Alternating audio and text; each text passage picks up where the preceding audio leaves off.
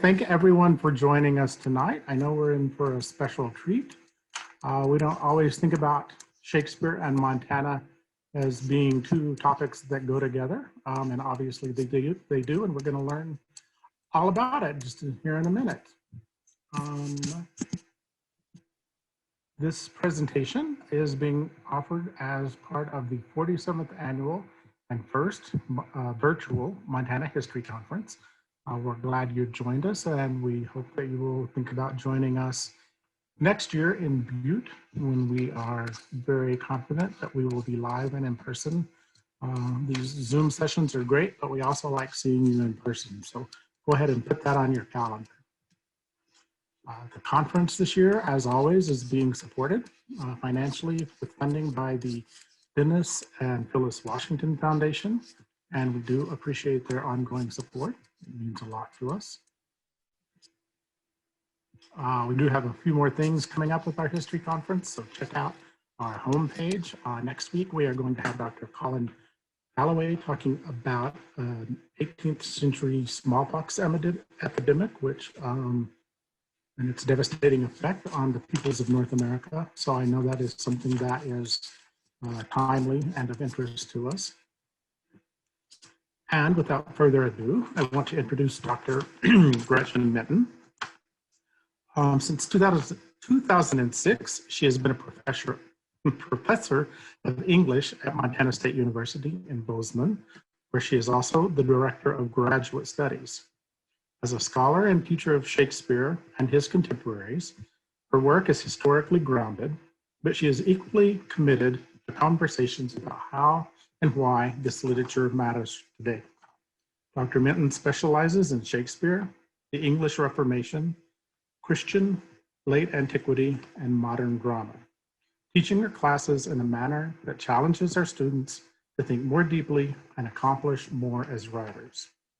In addition to her work in the classroom, she is active in community outreach, serving as a research resource for Montana Shakespeare in the Parks and Montana Shakespeare in the Schools. She also works with actors, directors, and audience members at other Shakespeare companies, such as the Oregon Shakespeare Festival, the American Players Theater, and the Globe Theater in London. And you don't get more Shakespeare than that. Dr. Minton is also the author of the recently published book you see here on the screen, Shakespeare in Montana, as well as an article on the same topic in the summer 2020 issue of Montana, the Magazine of Western History, which is published by the Historical Society. Just before I turn it over to Dr. Minton, I want to do a couple of housekeeping things. We will be entertaining. We're going to let Dr. Minton give our presentation first. Feel free to chat as we go along, and there's a Q&A function as well, so ask questions, and when she's done, I will relay the questions to her, and we will answer as many of them as we have time for. So for now, sit back and enjoy, and thank you very much, Dr. Minton. All right, thank you.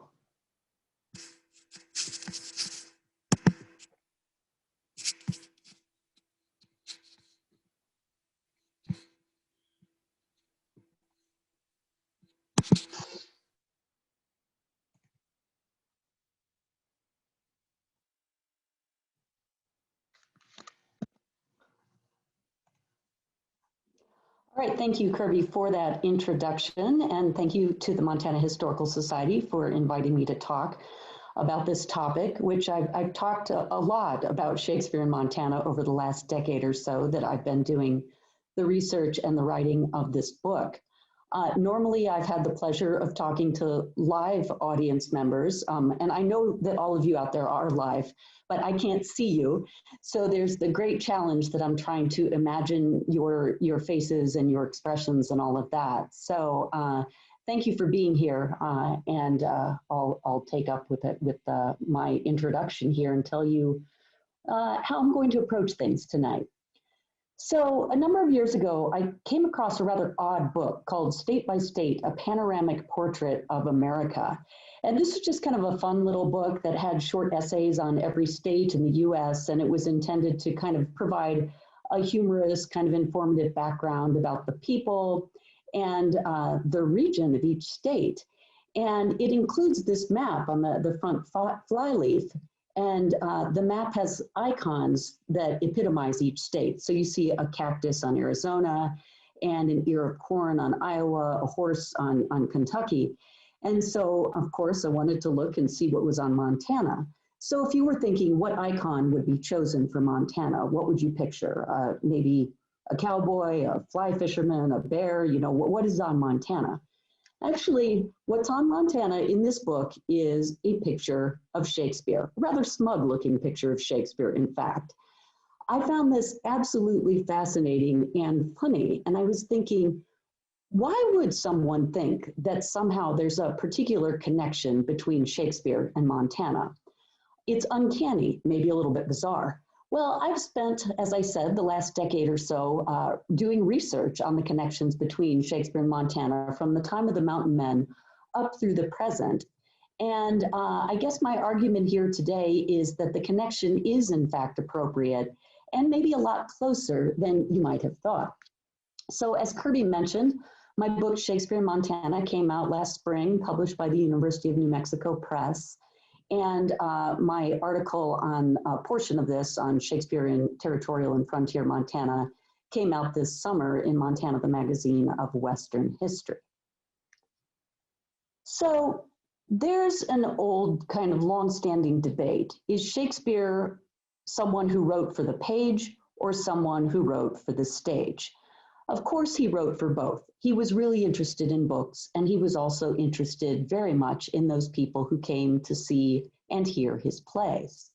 So I have three parts in my talk this evening, and the first one is about those books, specifically the physical objects that people carried with them, the first settlers, when they came to what is now Montana.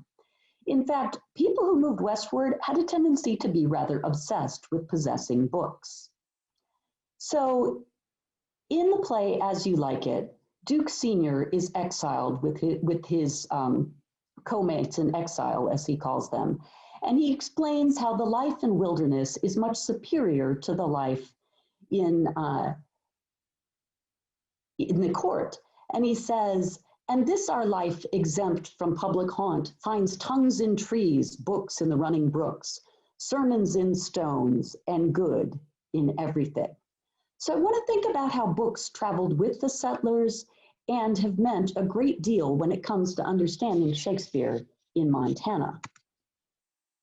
The anecdotes about Shakespeare in Montana, the most colorful ones by far are those revolving around that Army scout, trapper, explorer, and guide, Jim Bridger. Jim Bridger himself was illiterate, but he hired someone to read the stories of Shakespeare to him. So anecdote after anecdote explains that Bridger would be next to someone reading him the stories, intently listening around the fire every night. His contemporaries said it was amusing to hear Bridger quote Shakespeare. He could give quotation after quotation and was always ready to do so. Bridger apparently got so excited he started to pepper his own speech with Shakespearean turns of phrase. He was also very opinionated about what he read in Shakespeare, making a pronouncement that Mr. Falstaff, i.e. Falstaff, was a little too fond of lager beer, and maybe he should have stuck to good old bourbon whiskey instead. Well, one night, Jim Bridger was listening to someone read the story of Richard III and how the tyrant king ended up killing the princes in the tower. Jim Bridger was so outraged by this, and he threw the book into the fire angrily and said that Shakespeare must have been such as damn mean as a Sioux to have written such scoundrelism. Well, this wasn't exactly the end of Bridger's reading of Shakespeare. Apparently, he wanted to get his hand on another book to replace the one that was thrown in the fire. So he had to go and wait for a passing wagon train and bargain once again to get his hands on a genuine Shakespeare book.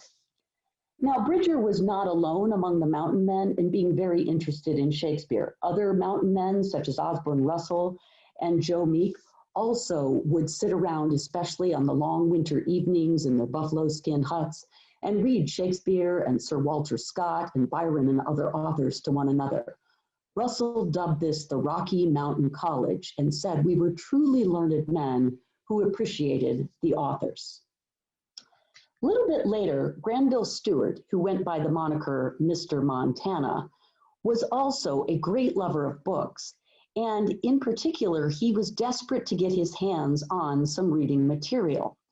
He and his brother Jim lived in the Deer Lodge area, and they had heard that there was someone up in the Bitterroot who was trading for books. So Granville and Jim loaded up their horses and went to the Bitterroot and bargained for these books.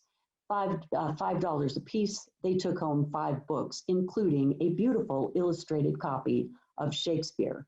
Stewart wrote, "We had the blessed books, which we packed carefully in our blankets, and joyfully started on our return ride home of 150 miles. Another anecdote about Granville Stewart comes from his days as a cattleman in eastern Montana. At this time, he decided to share all of his books with the local cattlemen who were very, very excited to get their hands on him. In fact, they were enthralled by Shakespeare, couldn't get enough, found themselves squatting by the fire, by the river, everywhere else, just needing to read Shakespeare. This ended up causing some tension in the camp because the cook was offended. Every time he called grub pile, the cowboys wouldn't come in to eat because they were busy reading Shakespeare. In order to allay this tension, the owner of the operation ended up taking Granville Stewart's books and throwing them into the Yellowstone River. The anecdote Riley comments that this may have been the first circulating library in Montana. So the notion of books passed around among mountain men and cowboys always surprises people. Like, what would these rough men, settlers and people of the frontier, what would they want with Shakespeare? Well, apparently they wanted his stories, his characters, maybe even his poetry. Certainly, as Rollins later wrote of cowboys, they alone read Shakespeare to pieces. In the early mining camps of Montana, books were a hot commodity. In Virginia City, which was settled in the 1860s because of the gold rush, one particular man, of course, deserves a lot of recognition, and that's Thomas Dinsdale, who wrote The Vigilantes of Montana, which was published serially in Montana's first newspaper, the Montana Post. The Vigilantes of Montana includes an epigraph at the beginning of every chapter. The vast majority of these epigraphs for Dinsdale come from Shakespeare. So you can see at the beginning of a chapter an ideal quotation from the works of Shakespeare. For Dinsdale, Shakespeare was a moralizing force. You could read him and understand the difference between good and evil. Dinsdale used this to reinforce the notion that the road agents were, of course, agents of evil, whereas the vigilantes were cleansing them as agents of good. Dinsdale was a school teacher, and in his school, there was a young student named Mary Sheehan. She had a bit of a lawless upbringing. She snuck out of the schoolhouse a lot. I suspect Dinsdale was in the corner writing vigilantes all the time and didn't do a lot of hands-on teaching. So Mary ran around drudging out sluice boxes, apparently saw some of the hangings of the road agents. But alongside this, when Mary Sheehan, Ronan, ended up writing her own memoir, what she said is that books held a prized place in her family home in Virginia City and later in Helena. In particular, that volume of Shakespeare, it was the volume that was always on the best table in the center of their living room on the muslin tablecloth. They revered these books and thought that they should be next in place to the Bible in terms of honor. And when you read about Shakespeare in 19th century Montana, you see this pattern again and again. That is the King James Bible and the complete works of Shakespeare, traveling side by side with Shakespeare, maybe even just only slightly less in terms of authority and moral wisdom than the King James Bible. Now, in my research for the book, I ended up going to lots of different archives, accompanied by my wonderfully helpful husband, Kevin Brewston. And we did a lot of different research, and we often stumbled on things that we never expected we would find. One such example is the book that you see on the right here, We found this in the Virginia City archives. They let us go back there, and all of a sudden we had our hands on an 1802 collected works of Shakespeare. This was a fascinating find because it clearly meant that this book had been around Virginia City and had been brought with someone as they traveled westward, and it became somehow important to certain residents of Virginia City. In the late 19th century, as women moved out to join men in Montana, they formed women's reading groups very quickly. The women's reading group movement started in the eastern US, but it was taken up by these settling women of Montana. And in many of the communities across the territory, there were developing reading clubs. One of the first of these was the Dillon Women's Club, because it was specifically named the Dillon Shakespeare Club. That club had these rigorous weekly programs where they taught one another Shakespeare and his contemporaries, English history, and much else in the way of literature. The Dillon Library, which is an old Carnegie library that you see there on the left image, still has a collection of books that were donated by the Dillon Shakespeare Club to them. When I had the chance to see these books, I was very impressed because this included not just the works of Shakespeare, but lots of supplementary reading material. So it was everything from the book that you see on the right here, which is Shakespeare's Heroines on the Stage, like everything from that to background about Queen Elizabeth, to the medieval kings that Shakespeare was reading about to write his history plays, to staging practices in Shakespeare's time, about what the globe looked like intense and interesting material for study. These books also were clearly read carefully. They have underlinings next to of certain passages, marginalia noting certain responses to other things the women were reading. This intense need to get one's hands on Shakespeare books and also on other books that can tell people about Shakespeare is not unique to the Dillon Shakespeare Club, but certainly it was definitely important to them and to these other women's clubs as well. I often was surprised to find the books that I found in archives around the state, but after a while, the Shakespeare presence was so strong in Montana that I expected to find him around every corner. And sometimes, in fact, I did find Shakespeare around every corner. Just last summer, in the Copper King Mansion, the William Clark Mansion in Butte, we ended up finding some Shakespeare books, which were, unfortunately, this is a find that was too late to include in the Shakespeare in Montana book. But we were on a tour of the Copper King Mansion, and in one room, suddenly looked down on a desk, and there were these tiny little editions of Shakespeare that were all lined up in a row. That's the As You Like It, a particular volume that you see there on the right side. And then on the top floor, there was a gigantic folio-sized copy of Shakespeare with beautiful pictures. Now, the owners of the Copper King Mansion don't even know where these books came from. And that is both the frustration and the allure of thinking about books, the tactile pleasure and mystery about books. That is, back to the idea of a circulating library, books are passed from hand to hand. And each person who holds that book possesses a piece of that material history. Having done a lot of work in other archives where I've looked at 16th and 17th century books, I'm especially attuned to that material presence and remainder of the book, because Shakespeare's not just an author who lived 400 years ago. He's an author whose works were printed and continued to be printed, and people passed them down from generation to generation, from family member to family member. And I'm sure there are many more copies of Shakespeare that are in people's attics or boxes across Montana that haven't fully been explored in terms of where they came from or what they say. By the way, if anyone finds those, please let me know, because this is an ongoing story and exploration that I'm very, very interested in.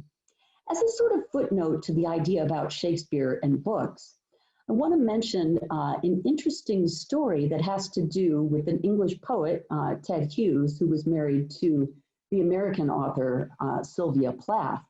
In 1957, they went to Yellowstone, which was, of course, the time when the bears would just come up and beg at your car, as you see in the upper right-hand corner there.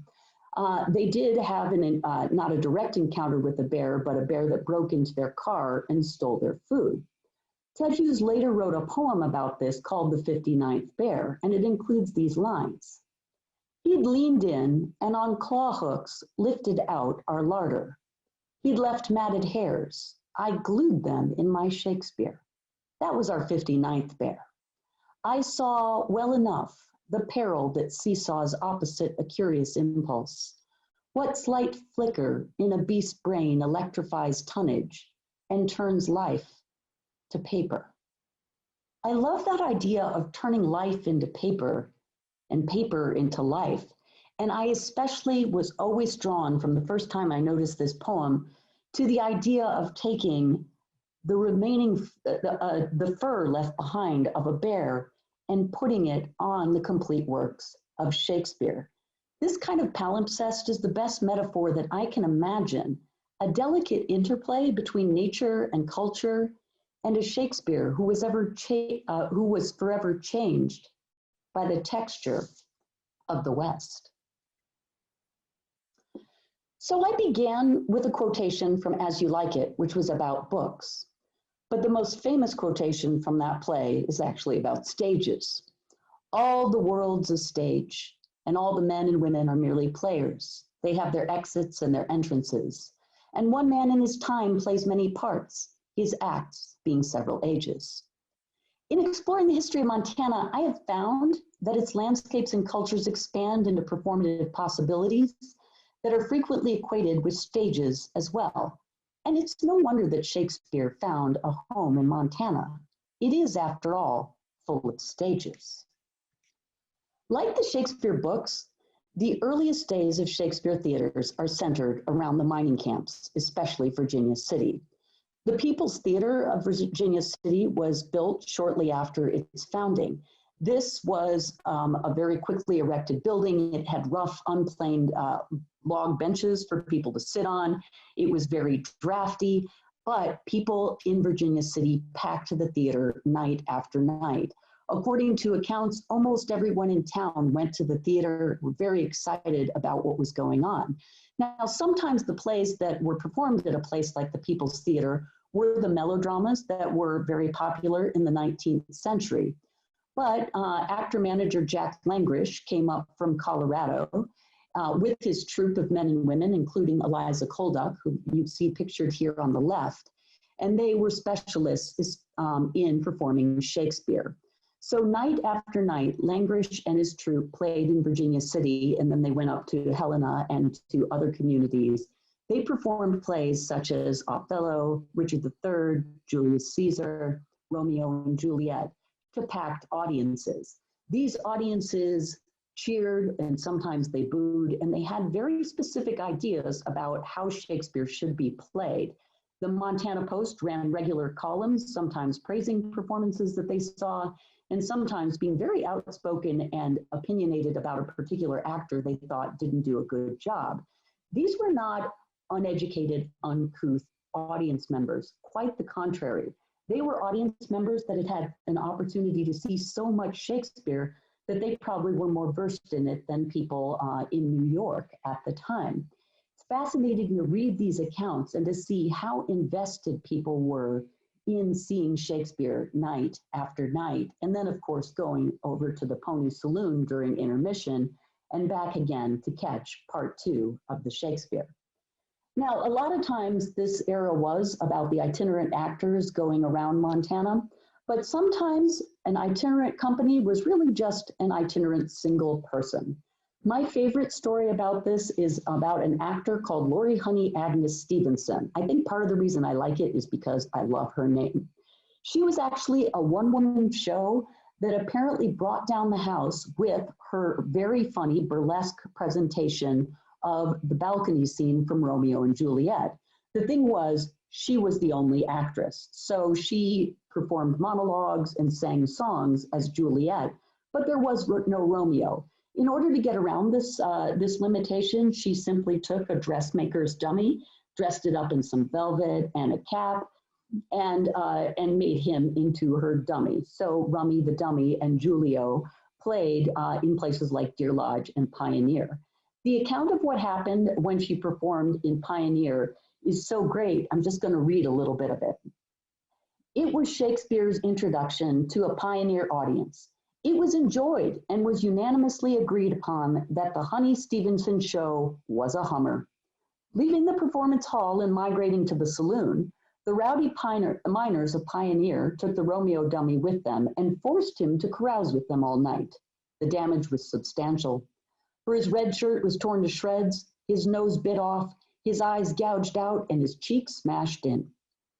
Sheepishly, the miners returned the remains of Rummy to Stevenson, who wailed in a dramatic performance of grief, "Dead, dead, my Romeo, speak to me this once," and so on and so on.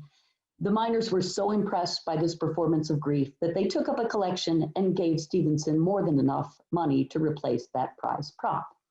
Now, if this story sounds maybe a little over the top, maybe a little excessive, that could be because it's a tall tale, or at least it's been embellished a bit.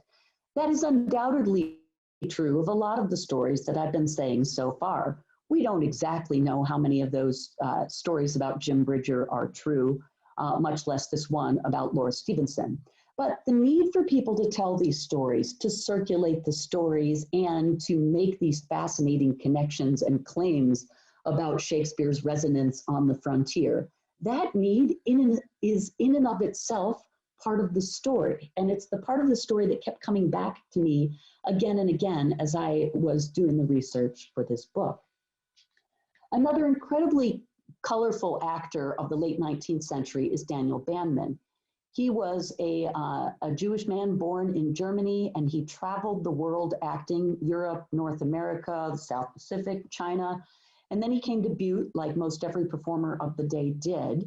But as he traveled around Montana, he decided it was time for him to stop being an actor and instead to settle down and be a ranchman. Bandman actually made this happen. He bought a ranch outside of Missoula and spent most of the rest of his life trying to raise cattle and apples and make a go of it as a rancher. Now, the Montana newspapers never could get enough of Daniel Bandman. They ran story after story of his adventures and misadventures. They thought it was quite funny that this man who was so well known for playing Shylock in The Merchant of Venice was now dressed as you see on the right and being a cattleman. He was outspoken. He did crazy things like challenged people to sword fights if they dishonored him. He also sometimes challenged people to see who could hike up Mount Sentinel in Missoula more quickly. He always won that competition, by the way. He also ended up getting a woman into trouble that he married, and then he was charged with bigamy. Like, he was an incredibly charismatic and colorful character. The newspapers kept talking about him as the great tragedian. No matter what he did, no matter how comic, no matter how bumbling, he was still a great tragedian in the minds of the Montana audiences and neighbors. Now, as the turn of the 20th century came, the era of the itinerant actors who would just pass through was supplemented by the notion that every town should have an important place for theater. Opera houses were built all over Montana. I'm sure many of you have had the opportunity to go into those that are still operating today, not just in the bigger communities of Montana, but in each little town. There seemed to be an opera house so that acting companies could tour through from place to place. Again, they performed all sorts of different plays, but Shakespeare was a consistent favorite with the audiences. Some of the best known actors of the day, such as Ellen Terry, Frederick Ward, Helena Modjeska, came to the towns of Montana and performed in these opera houses. Even when Shakespeare was performed outside, at the turn of the 20th century, much of the time, theater companies decided just how big of a spectacle can we make of this. On the right, what you see is a production of A Midsummer Night's Dream from 1900 in Butte. This was performed at Columbia Gardens, but with a gigantic cast of nearly 50 people, lavish backgrounds, and what they were most proud of is the electric footlights, brought to them, of course, courtesy of the copper mining in Butte, which made such electricity possible. So next to this notion, though, of all of these really lavish, over-the-top productions, I also found a parallel history at the beginning of the 20th century, which had to do with amateur and school productions that really embraced the notion that you could perform Shakespeare no matter who you were in your own community and on your land. A really great story about this is in Great Falls in 1902.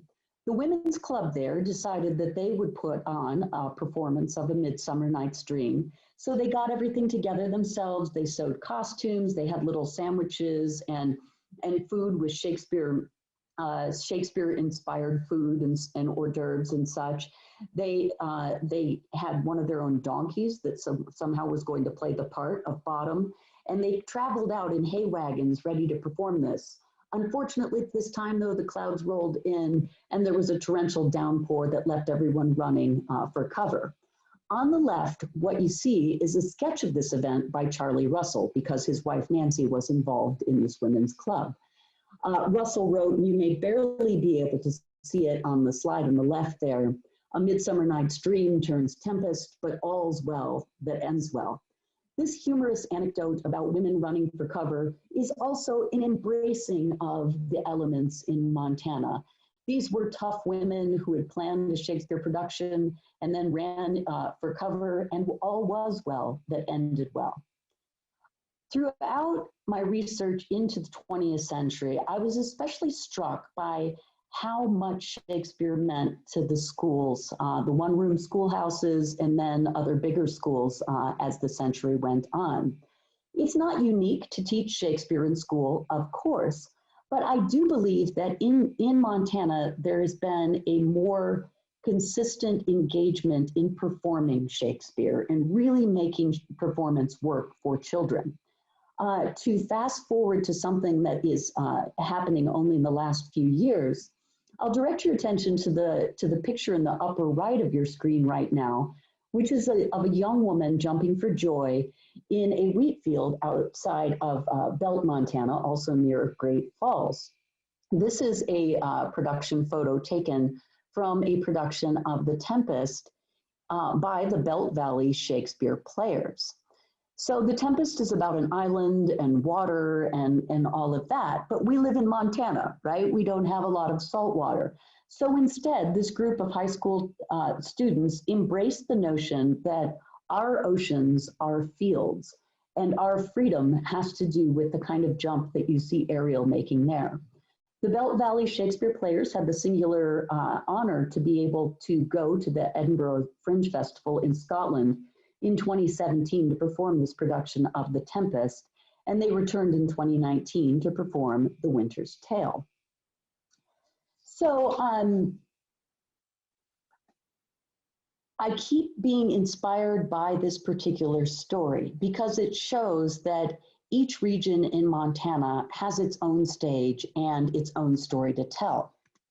Montana and Shakespeare in the Parks, the beloved, no doubt the most beloved cultural institution in the state, has been showing this since its inaugural season in 1972. As the actors will tell you as they travel around the state every summer to more than 60 communities in Montana and the surrounding states, every place that they set up the stage has a different feel, a different backdrop, a different ecosystem, and a different human community that welcomes them. In the upper left, you see Poker Jim Butte, which is in Boerne, southeast Montana. This is a great picture that was taken in the 1970s. And in the lower right, there's a much more recent picture of Charlotte, the Willow Grove there at Charlotte in northwestern Montana.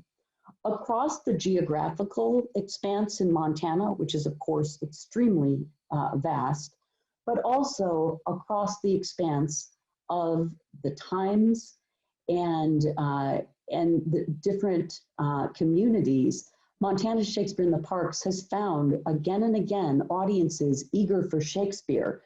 And what happens is as Shakespeare in the Parks returns year after year, the stories that these communities tell tend to become part of the lore of a local community. Do you remember the time that Twelfth Night came? How about that time that there was Richard III and we could see the fire in the distance? Like, this becomes the way that children are raised and communities come together, which is in the best spirit of Shakespearean storytelling, to have this happen year after year.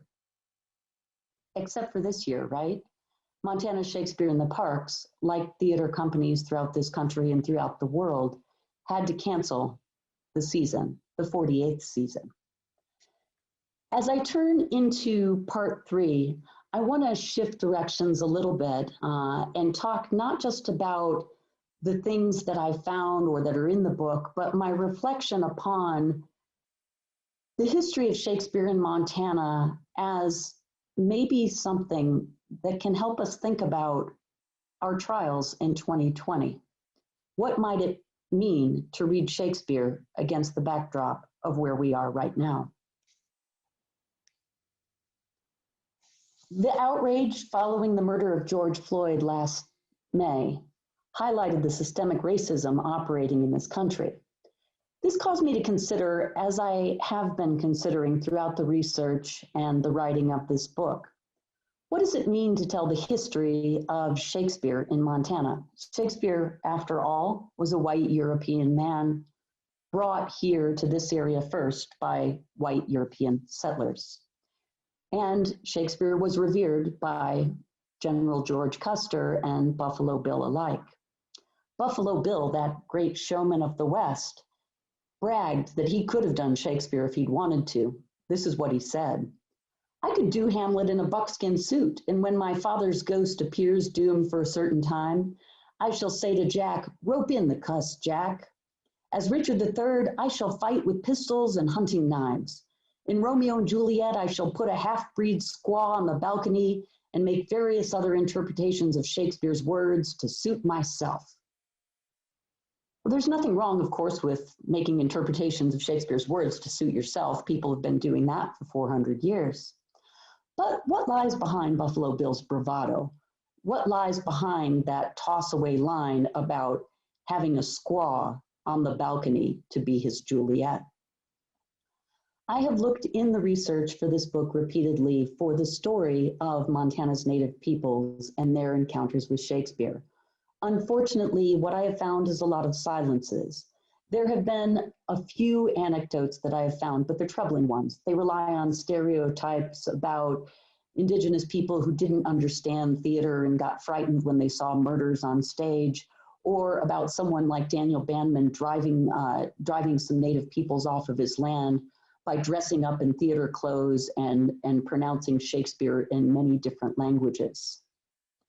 These kind of anecdotes do not help to tell the story, nor is there a record of Native children in the boarding schools being taught Shakespeare.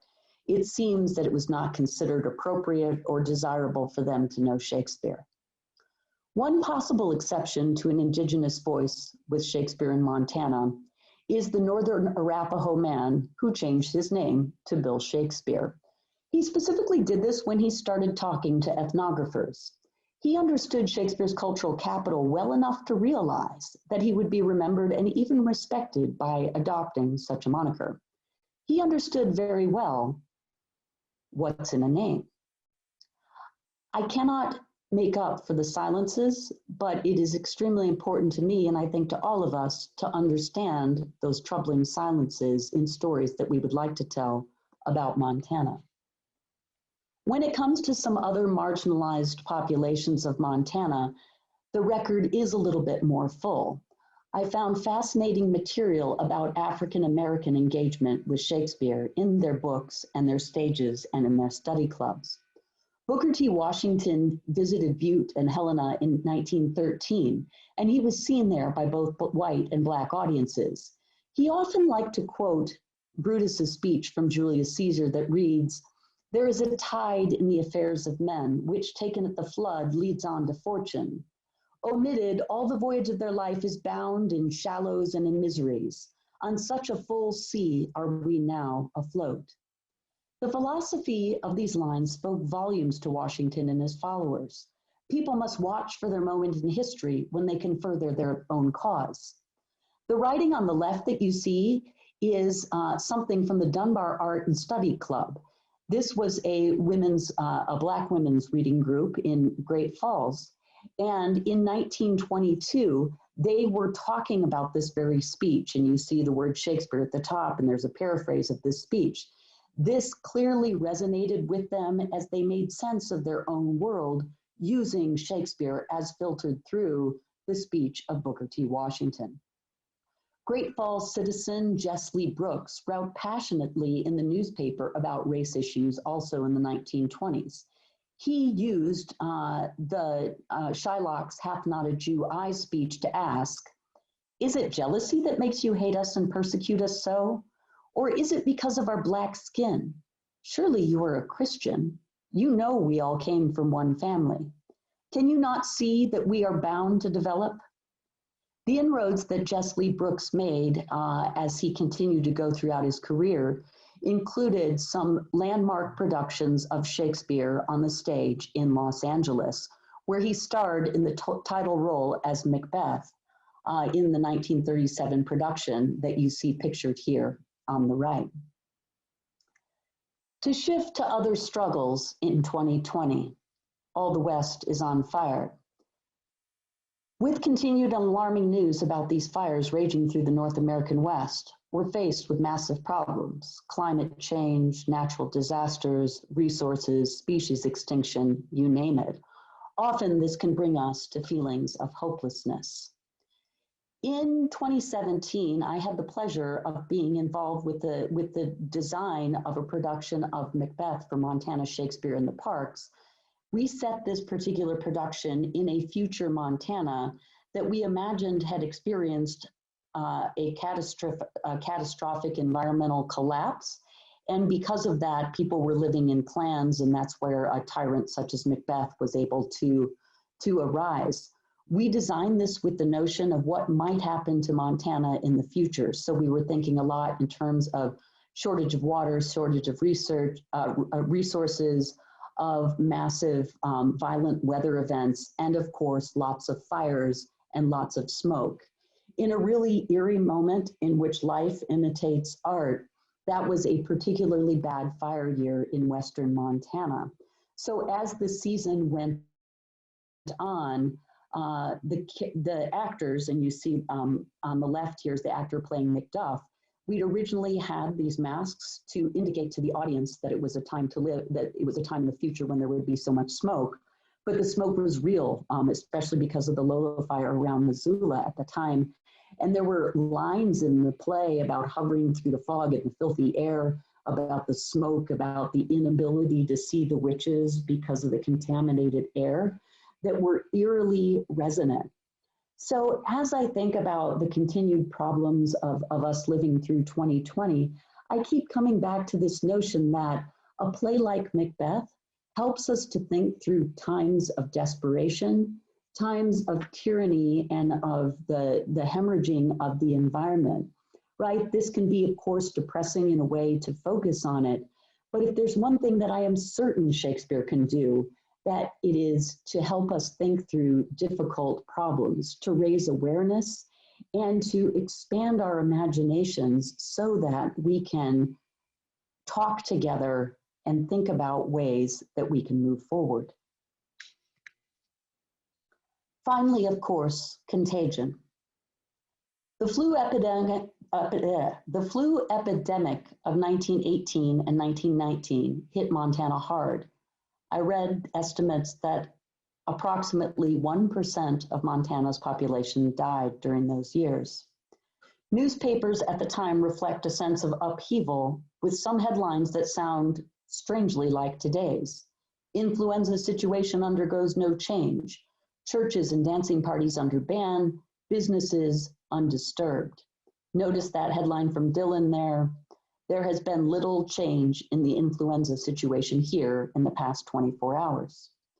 As I was looking for some links between Shakespeare and that epidemic from a century ago, I didn't notice the kind of direct connection that I was hoping to see. What I did see, though, is repeatedly in the Great Falls newspaper, there would be reports about the Spanish flu, and then there would be a box at the side that says the Great Falls Women's Shakespeare Club will continue to meet. Now, there are no records of what these women were talking about. Did they use Shakespeare as a comfort in times of trial? We don't know, but I do know from reading other women's Shakespeare records that they were always relating Shakespeare to their own events, to their own situations, to their own trials. That's why Shakespeare became an important voice in women's ability to articulate their position in the women's suffrage movement. It also seems hard to believe that in 1918 and 1919, that these women would not have made connections between the author that lived during some of the worst years of the plague in Europe and their own situations as the Spanish influenza ravaged the world. In any case, Shakespeare can demonstrably provide solace to people who are broken and suffering. Take the case of Stephen Wolfert, pictured here on the right.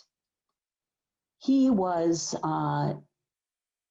a man who was deeply disturbed after he left training for in the 90s for the Gulf War. He had seen his partner killed in a live fire training exercise, and he found himself unable to function, suffering deeply. He got on a train and headed westward.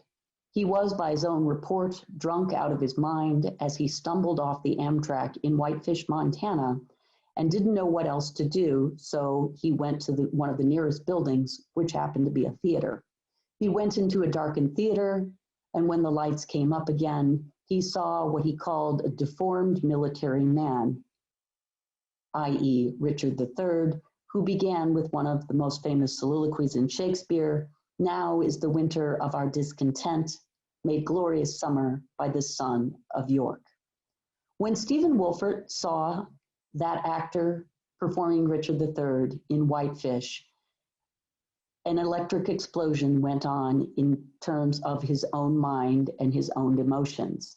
He decided at that moment to turn his life around, which he did. He eventually went back to New York, got an acting degree, and now runs a theater company and an outreach program that helps veterans with PTSD by using Shakespeare and the stage. This, again, is not an absolutely unique story because there are many veterans programs and many prison programs around the state that use Shakespeare. However, I can't help but think that it is so appropriate that it was Montana where Wolfert ended up, Whitefish of all places, where he heard Richard III and thought that he could make a connection to his own life. People do seek out art and community in times of trial.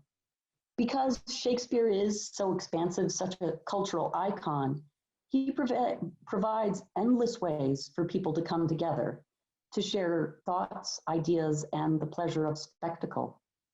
In Montana, such communities began with the mountain men in the early 19th century, but they extended from mining camps to opera houses, from amateur theatrics to schoolhouses, from sermons to political debates.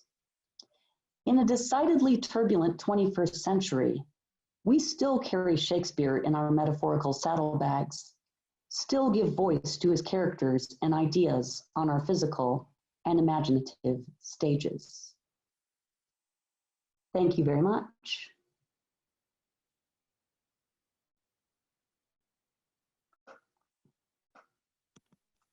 Get myself unmuted here. Thank you so much. That was just fantastic. Thank you, Kirby. I love the way you not only gave us an enlightening and entertaining look at Montana's colorful past, but how you related it and made it so important and significant today. And that's something I think all historians believe in, but we're not always so well versed in making those connections for people. So thank you for that. We do have a couple of questions in the chat, but before that, since I have control here, I'm going to ask my question first.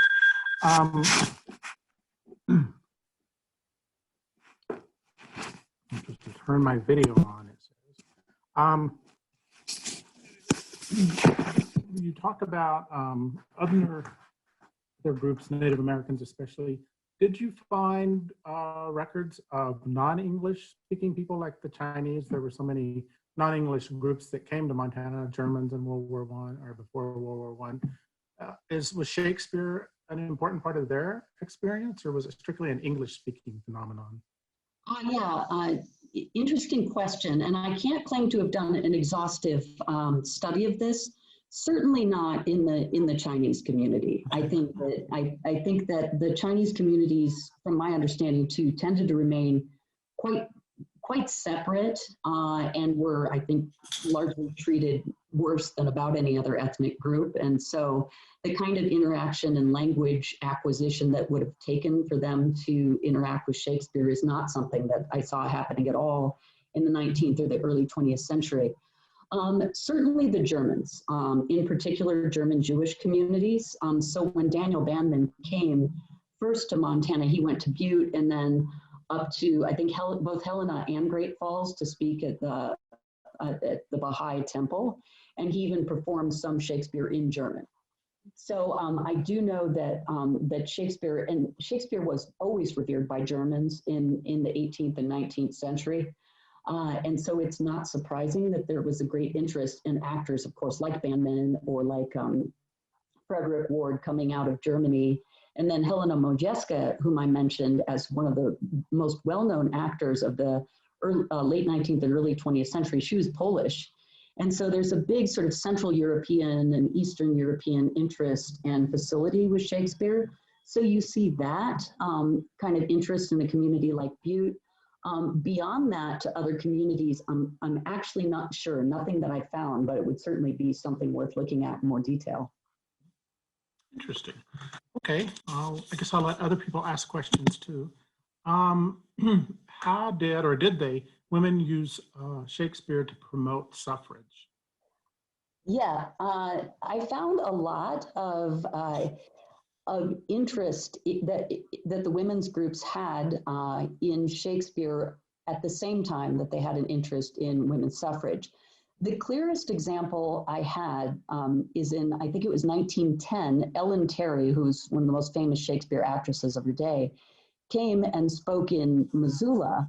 And there was a newspaper article that ran after that where Ellen Terry was asked after she spoke about women's roles as Shakespeare's heroines, would Shakespeare be in support of suffrage, basically? And Ellen Terry said, well, yes, of course, look at Rosalind, look at Portia, look at all these amazing women and how articulate they are. And she pronounced that, of course, Shakespeare would have supported suffrage. That's the most pronounced example, but I saw in reading through other examples in the women's ledger books, their minute by minute kind of replay of their meetings, they especially liked to discuss those women. They loved outspoken women like Beatrice, and they often would put Shakespeare's female characters together with the so-called, modern women. So they thought of themselves as modern women, and they thought of Shakespeare's characters as prototypes for the modern woman. And one of my great find too was realizing how many of these people in the women's groups were reading Ibsen, A Doll's House, where the woman famously walks out on her marriage and slams the door. This great moment for women in a reading group like that. But Shakespeare, as well as other literature, I think gave these women a lot of precedents and a lot of ways of talking that inspired them in terms of the strength and the ability of women to make their cases towards suffrage.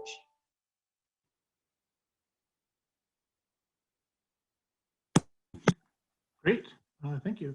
So I have another question, and that is I don't know if you've been in the territorial prison in Deer Lodge, but they have that fabulous theater. Is there any record of doing Shakespeare in that space? In the old prison, you mean? Right. It's shambles now, but it was pretty glorious, and it's the people I know who have performed in that space are actually Shakespeare in the Parks actors, because that's the Deer Lodge site when they go and they perform in the old prison yard. But I have not seen any records that Shakespeare was performed there. My book does end with an epilogue where I talk a little bit about my own experience of Shakespeare in that prison, in the new prison, because I co-taught a Shakespeare class there a few years ago. And it remains, and I think will always be, the most profound teaching experience of my life, is to talk about Shakespeare with those incarcerated men.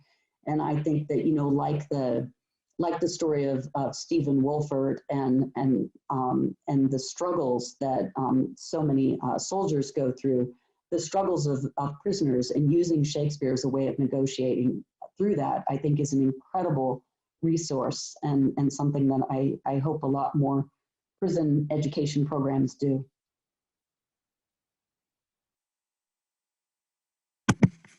Great. Let's see, we have a question. How many of the opera houses and theaters that were built throughout Montana still exist or put on productions? I do not have a number for you. My soft answer is going to be quite a lot. I mean, when I've traveled around Montana, and I'm sure many of my viewers right now have traveled around Montana and often seen, like, oh, there's an old opera house, and they're often refurbished, like the Ellen Theater in Bozeman, and, you know, Ming's Opera House in Helena, and their opera houses in Butte too. But even in smaller towns, like I had mentioned, Belt, which is a tiny town of like 300 people, not that far from Great Falls, and they have their own opera house, which now that they've refurbished again, and they are once again putting on productions, or they were before now. And so I think that many of the buildings are still standing, and that more and more in the last couple of decades, people are realizing what a tremendous resource it is to have these architectural spaces that are ideal for performances. It's true. One of my personal favorites is the Opera House in Phillipsburg. Yes. Which has some incredible painted backdrops by the artist E.S. Paxson, which makes it even extra special. Mm-hmm. So do we have any other questions out there? Double check my.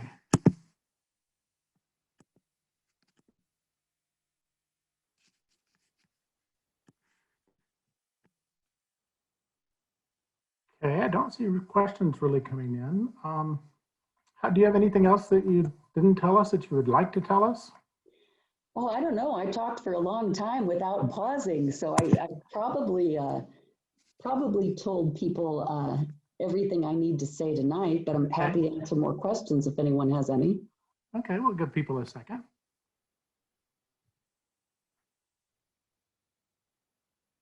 It's a very informative. You probably answered all the questions as we went.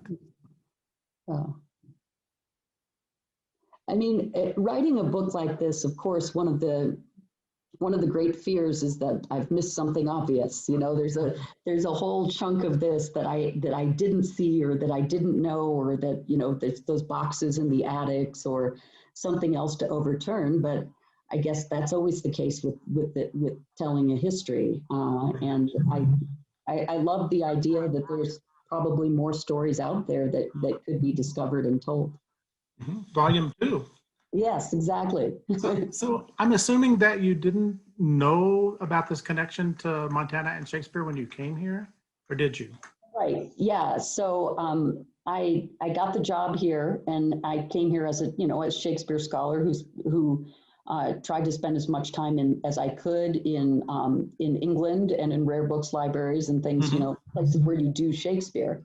But I love the mountains and I love the West, so I knew this is where I wanted to be. But I just thought that where I wanted to be was not going to be related to the research I did. But then my husband said to me, well, you know, the mountain men out here love Shakespeare. And I said, what? And he started, you know, telling me some of these stories that he'd read about Jim Bridger and about Osborne Russell. And I thought, oh, so I can really understand where I am and Shakespeare at the same time.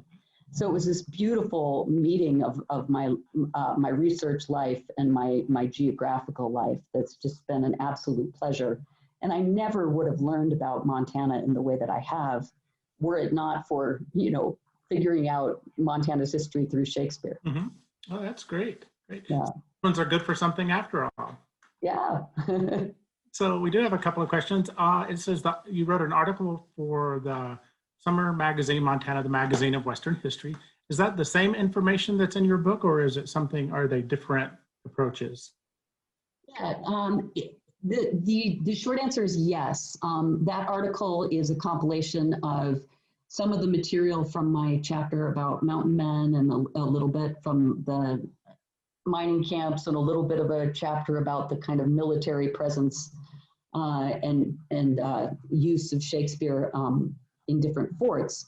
So it's not word for word the same, but it really is. I'd be misrepresenting it to say that it's different. But one thing I will say is because of the wonderful people who worked with me at Montana, the Magazine of Western History, there are fabulous pictures in that article that are not in my book because Historical Society archives, they found amazing images that I wish I'd known about, in fact. Mm-hmm. So if you don't get the article for the text, definitely get it for those pictures. Okay, great. Yeah. So can you tell us a little bit about Shakespeare at the forts? One thing in particular I found has to do with Fort Keogh outside of Miles City. So it had actually an amateur dramatic club, and there are records of all of these men. And I love that, like in mining camps and forts and other things, if people were performing Shakespeare, it was a bunch of men performing Shakespeare, just like in the 16th and 17th century. So they always had to have these men taking on women's roles. So there's that kind of authenticity that is great. So they had a dramatic society in Fort Keogh, and so they performed there, and they also hosted different actors who came through. There was also a real sense in the military at the time, and this is kind of following from Little Bighorn and Custer's defeat and all of that, that Shakespeare was being co-opted as a moralizing presence. Like, we have to civilize the West here, and we're going to do this by building forts. And when you build forts, you also build up your moral integrity. And so we're going to do this by reading Shakespeare for what he has to teach us about correct Christian values. So you see that strain in moralizing Shakespeare in the military. That's sort of like what Dinsdale was using him for in Vigilantes of Montana. And Shakespeare can be used for any purpose, no matter across the spectrum of political beliefs and everything else. And certainly when in the forts, it was partially entertainment, but it was partially about that Shakespeare as a moralizing force. Okay, so another question. What was your introduction to Shakespeare, and how does your research impact your understanding of others' introduction to Shakespeare? You mean my introduction to Shakespeare, like at the earliest point in my life? Sure. I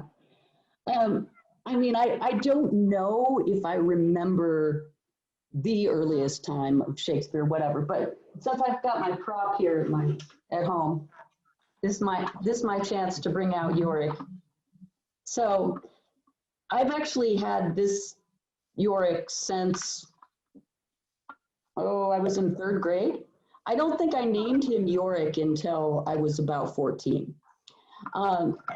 But I came from a really good public school system in the suburbs of Chicago that had amazing English teachers.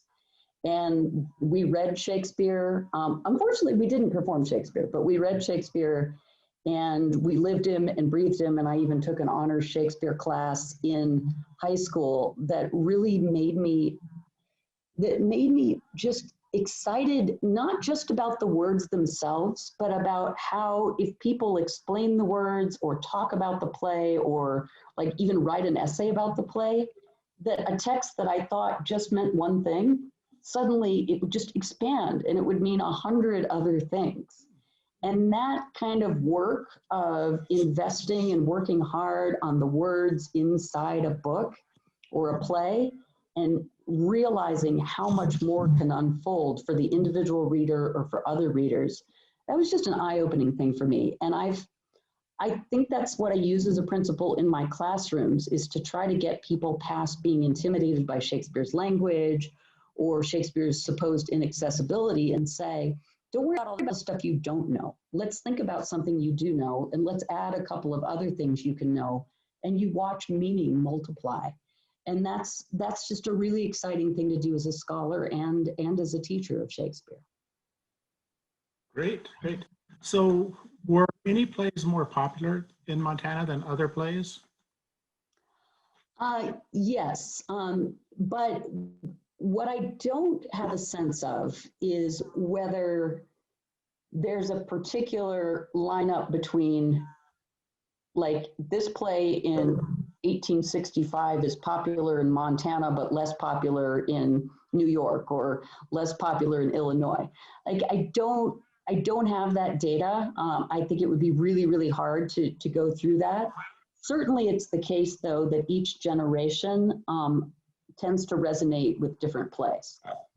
So, like, for instance, one of the plays that people loved to perform and talk about in the 19th century was King John. And King John is a play that very few people anymore talk about, and many people haven't even heard of. It's like, there's a history play called King John. Indeed there is, but it's like, and something that we think is so important and profound, like King Lear, for instance, was not talked about very much in the 19th century, certainly not in comparison to a lot of other plays. Okay. Well, we've gone past our hour mark, so I think it would only be fair if we let you take a break. I just want to say thank you again. This was wonderful. I know I really enjoyed it, and I feel certain that everyone else did. We appreciate your sharing this with us, and now it's time for everybody to go out and buy the book or get a copy of the magazine. So thank you so much. Well, thank you very much, Kirby, and thanks for having me be part of this conference. It's great to be here. Well, great. It's entirely our pleasure. Thank you so much. Thank you. All right. Bye-bye, everyone. Bye-bye. Thank you for coming.